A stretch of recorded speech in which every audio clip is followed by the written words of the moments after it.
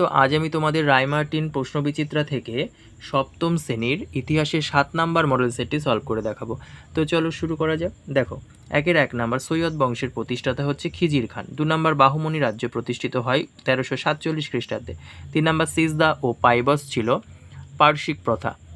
4 number দেখো, খানুয়ার যুদ্ধ হয়েছিল 1527 সালে। 5 নাম্বার ঘরঘরার যুদ্ধের সময় বাংলা শাসক ছিলেন নসরত শাহ।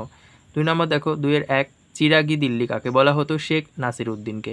2 নাম্বার দেখো, কত সালে আহমেদনগর রাজ্যটি মোগলদের দখলে আসে? 1636 সালে। 3 নাম্বার দেখো, কোঠরি বলতে কী বোঝো? মোগল যুগে ছোট ঘরকে কোঠরি বলা হতো। 4 নাম্বার দেখো, আকবরনামার রচয়িতাকে আবুল ফজল। 5 নাম্বার জিতল বলতে কী বোঝো? সুলতানি আমলে তামার মুদ্রার নাম হচ্ছে জিতল। তামার মুদ্রার নাম হচ্ছে জিতল।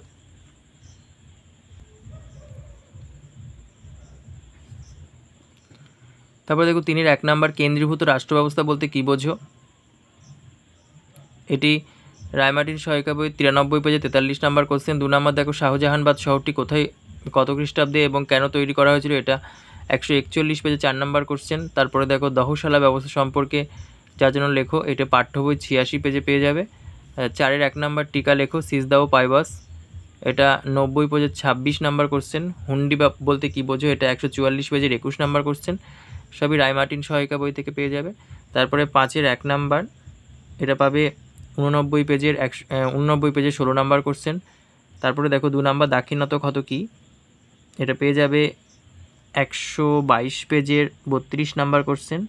ইক্তা ব্যবস্থা বলতে কী বোঝো? এটা পেয়ে যাবে 84 পেজের 21 নাম্বার কোশ্চেন।